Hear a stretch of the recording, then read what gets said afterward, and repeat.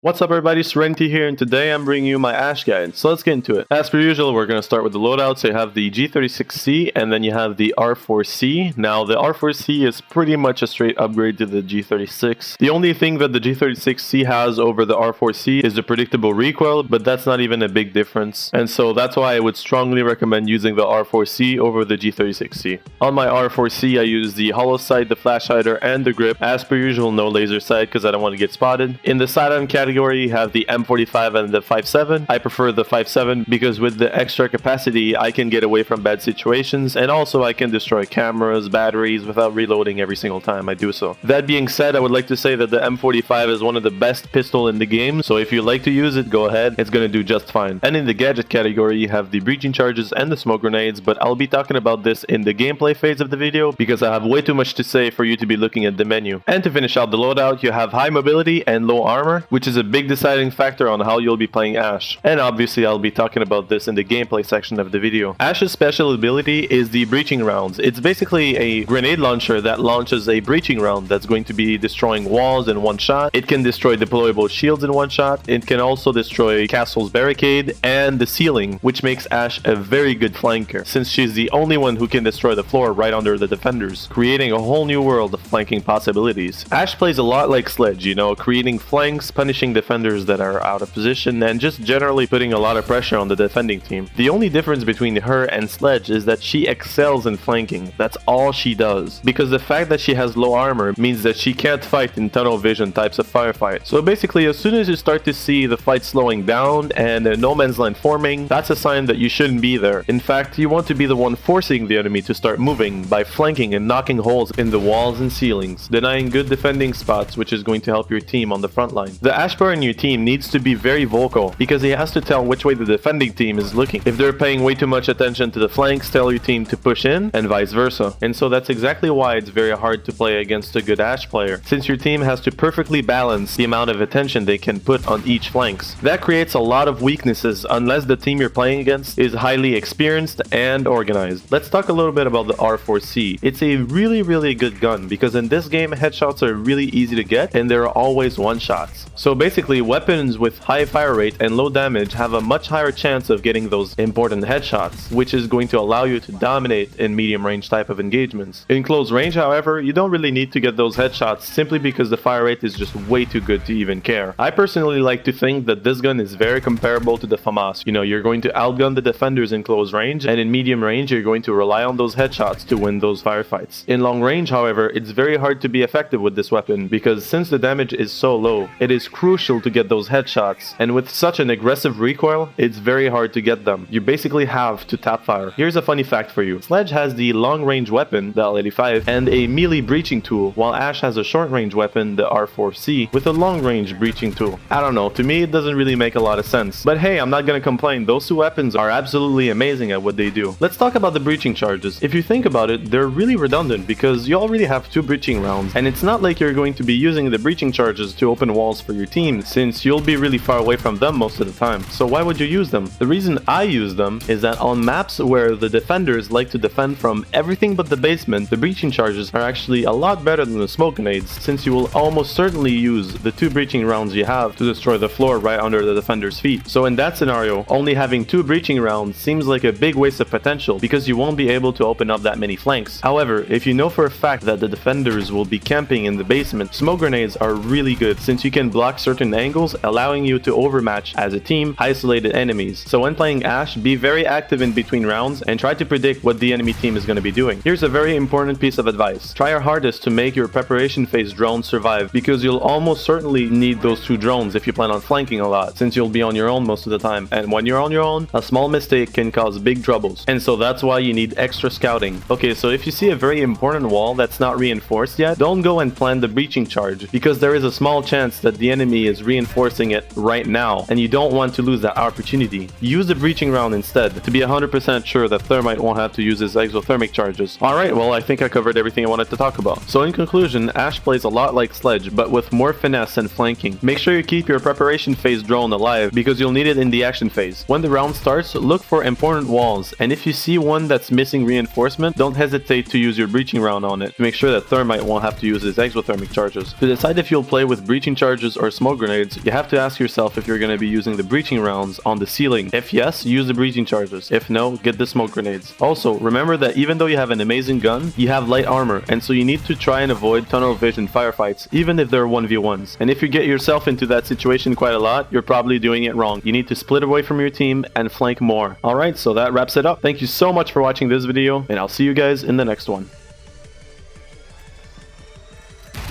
With the scope on, especially in daytime, he is the best window peeker in the entire game because the scope makes it so clear what's inside the building, and usually that first shot is unforgiving. And like I said, I've done surprisingly well peeking windows with him. Especially with the state of the servers right now, I don't even think they see me before I kill them. Here on the screen you can see me and my friends testing it, and unfortunately the two weapons that Twitch carries are badly affected by this bug. The only way to go around this bug is as soon as you see an enemy falling down, you need to stop shooting and you need to wait until the animation is fully finished. It's honestly really annoying, but it's going to make your trigger discipline really good. It's actually good practice.